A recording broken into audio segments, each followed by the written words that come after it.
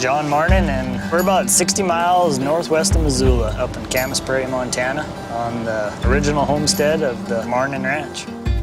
My great-grandpa homesteaded here in 1910, and from when Grandpa was here to where we are now, we've probably tripled in size. We're in that 500 to 600 cow operation with probably around 30,000 acres, I would say. So there's always something to go do, that's for sure.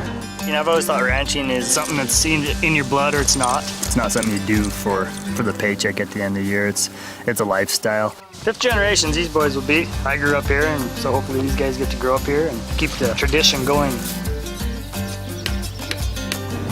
So we've got a little over 1,000 bales still sitting out in the fields. All that hay's got to come home because we feed everything here at home.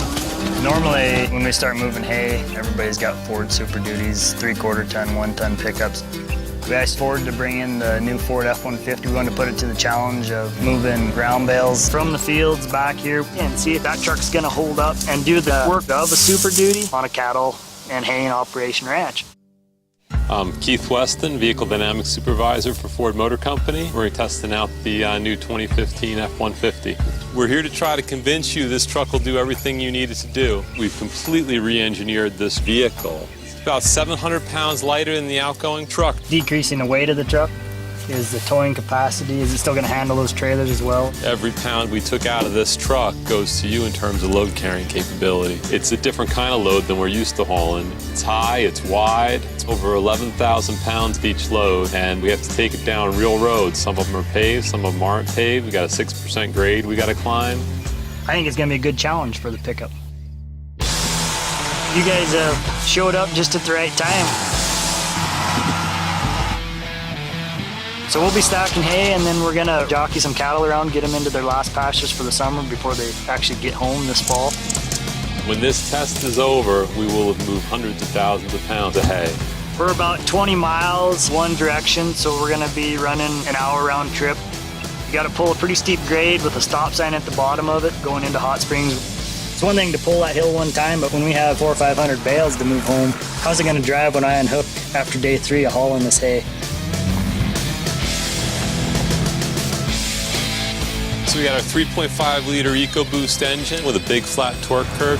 90-degree temperatures loaded with hay, pulling a 6% grade. The harder you pushed on the pedal, the more power the truck had pulling that deal.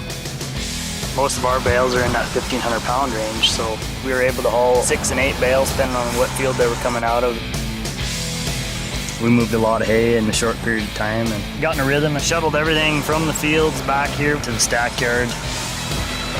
Here we moved right at 400 bales with the F-150. We've got them all stacked right here and ready for winter now, I guess you could say. We worked it. We weren't babying it.